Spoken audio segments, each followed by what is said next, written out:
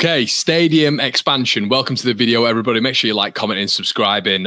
As always, we're going to speak about Ellen Road stadium expansion. This geezer goes a hell of a lot to Ellen Road. We're actually both going at the weekend and bringing partner, which should be interesting. She desperately wants to go to Ellen Road, and I'm like, well, we're in the south stand. She's like, oh, that sounds really nice. She's like, I really want the full match day experience, and I'm like, you'll get it in the south stand.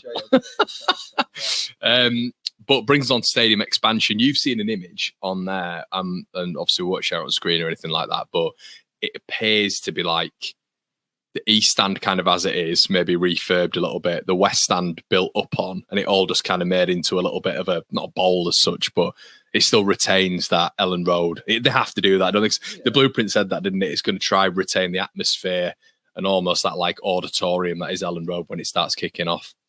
Yeah, I mean, it feels a bit more real now. It feels like we've been hearing about a stadium expansion for years and years and years, doesn't it? And it's something that has been needed at Ellen Road for a long time. I remember back in Euro 96 when we were one of the main stadiums in the country, going back 20 years. And when the major tournament was in this country, we were one of the best stadiums. And fast forward to the next time the Euros is in this country and we're not part of it. So it just feels like we've got a bit of catching up to do with everything with our infrastructure. But it for me, and I've seen, again, negativity towards it. We'll lose the atmosphere and this, that, and the other.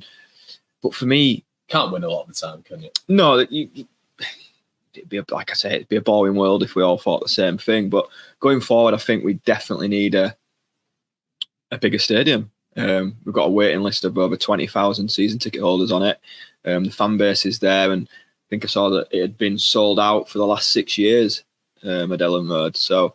Probably Monk, that wasn't it as well? Yeah, I think the Monk era started to be when obviously we've pushed for the playoffs and the Bates era had kind of gone. And so for 6 consecutive years to have the ground sold out, it seems a no-brainer to expand it. It'd be interesting to see the actual images. Obviously, you have people mocking things up on social media and what you have it with kits, don't you? This is what a kit could look like, but it sounds like the north stand is going to be bigger, the west stand is going to be bigger. Not sure what they can really do with the south stand, with the main road being behind it. So that's probably why that's been left. But I don't know. Have you seen the Atletico Madrid stadium? Yeah. So they built their stand over the road. Sorry, mate. They built their stand over the road, so the road then becomes like a tunnel underneath the stand. So I'm sure there could be things to do with it.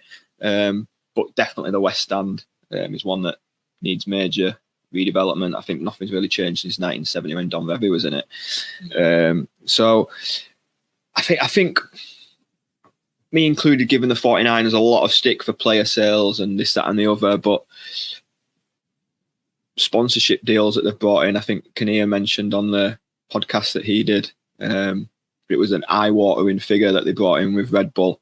And this seems another step forward in sort of like the business model and growing as a club to expand the stadium. So for me, it's a massive positive. And people go, yeah, but we're in the Championship, we need to get up first and things like that. But it's Premier League based, though, isn't it? Surely. It has to be. I mean, I've said so many times, these investors aren't investing in Leeds United to be sat in the Championship for the next 5-6 years. Just for clarification, they're not. It doesn't feel like they're looking to expand when Leeds are in the Championship. It feels like it's very Premier League. When they're in the I can't imagine them doing it when they're in the Championship. 53, and as well, like another thing, and I'll let you go on. But B, it's interesting because they won't have a pot for players and a pot for the stadium. Surely it's got to be combined, really. Isn't it? Well, I was going to touch on that. So, how PSR works, I don't believe that it has the stadium building will have anything to do with it. So that won't impact on being able to sign players or anything like that. So for me, it's a no-brainer that we build and grow as a club. Yeah. We've just got to grow and get bigger. And then the thing that does come into play with PSR, with ticket sales and corporate sales and things, that does go into your PSR pot. So with a bigger stadium, getting more revenue on a match day, which then does go into your it's interest as well. Interest builds, doesn't it? Yeah. So how it gets built, I think that'll be the biggest debate, because will they need to reduce the capacity to build? Then what do they do with the people that are already inside on the road? I mean, Anfield got redeveloped at the back whilst they were still playing in Anfield. Fulham as well. Fulham was still doing it. So there's lots of question marks and things that need answering. I think the biggest thing for all the fans we want to see is what it's going to look like. Are they going to close all the corners in? So like the West Stand at the minute's open, where the South Stand is, it's open. Where the scoreboard is that going to be enclosed? They keep harping on about the acoustics. They've got this acoustic team to make sure that no atmosphere is lost and everything. But when a stadium gets bigger, it can have that loss of effect. Look at Wembley. When England are playing at Wembley, it's sorry, isn't it? Yeah, but then when you got to play a final, we went to the playoff final, it was loud. But Angus said as well, didn't he? Angus said that there are going to be seats for corporate. It's going to have to happen. You know, if you've got 53,000, there's going to have to corporate seats, isn't there? Because you have to facilitate that money coming in. I mean, do you expect? I mean, going to the Premier League, Burnley game I went on 2 days before, and it was £50.50 for a ticket. I couldn't find a cheaper price, £50.50. Championship game, was it Cat? Will have been Cat, surely. Go to the Premier League, get a new stadium, then you sort of anticipating an even bigger ticket price. Because I wonder if they're putting what is it, 13? It'll be 15,000 on top of what we've got now, isn't it? 15,000 seats on whatever. You've got more. Is it? It's 37, isn't it? 37 to 53. So yeah, 16. Yeah. Yeah. So if you put, you're going to have your corporate seats, aren't you? Obviously, which are going to help you out money wise. Maybe that goes against the ticket prices, so you don't have to pay more than £50. But is it going to be even more than £50 a ticket? I mean, can they do that? I think they've said that the North Stand's not going to have any corporate in it, which is going to be a major plus. So the COP is going to be no corporate. It's just going to be made up of season ticket holders and general admission, which I think will help. So you'll have the South Stand, which is like a zoo on match days. You'll have the COP. So both stands behind either goal will be full of match-going, paying fans, which I think will help the atmosphere. East will be the same. East will stay the same. I can't see them doing anything with the East Stand. West will develop on it to match it. Yeah, I think West Stand will build up, so it'll be a similar look to the East Stand. That's the image I've got in my head. But for prices, I mean, I'm a season ticket holder and I pay £30. It works out about £30 a ticket. That's what everyone wants, though. Which is affordable. Yeah. I'm paying £35 for Coventry this week, which is probably cheap.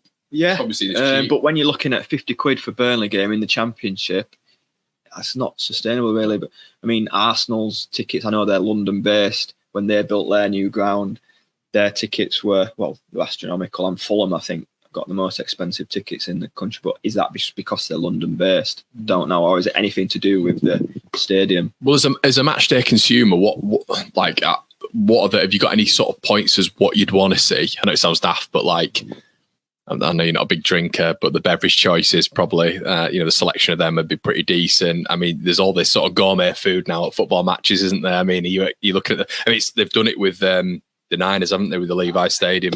I mean, for me, I'm not sure where people lie on this, but I go to football to watch football. I'll keep my language clear. I couldn't care what's available to eat. Experience, though, isn't it? The match day experience that people talk about nowadays. Went to West Ham away when we were in the Premier League and someone bought popcorn. It got smashed out of their hands in the away end. Really? Yeah.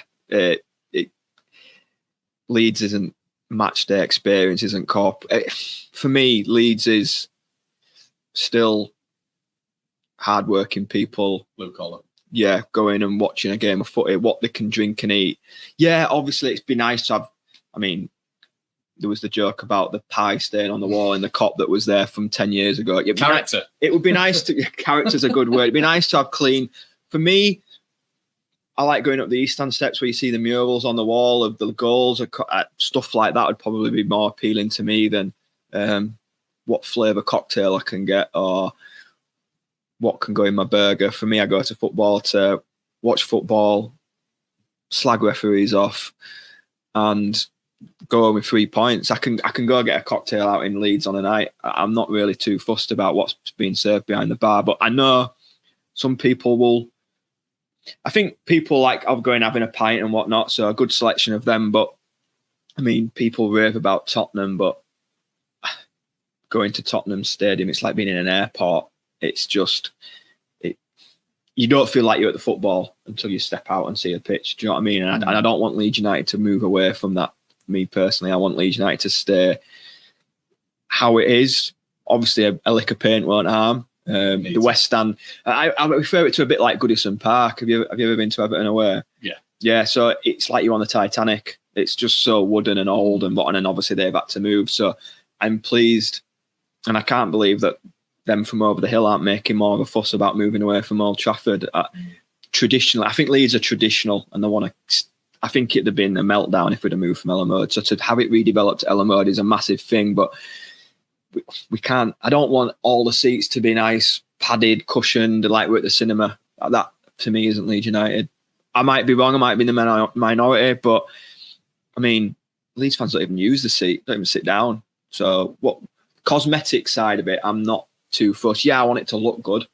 I don't want to look. I mean, I think of Newcastle, and it just looks a bit daft for me. You've got 2 massive stands, huge, and then 2 small ones. A bit like a club I used to play for, Bradford. They've got 2 really big stands, and then they've got one that's no bigger than my house. Massive, aren't they? Yeah, so it needs to look the part, and we've got to trust them to get it right, because, like we said, there's been a lot of noise about Leeds redeveloping the ground ever from when we were in the Champions League for the last 20 years. Yeah, we're going to do this, we're going to do that.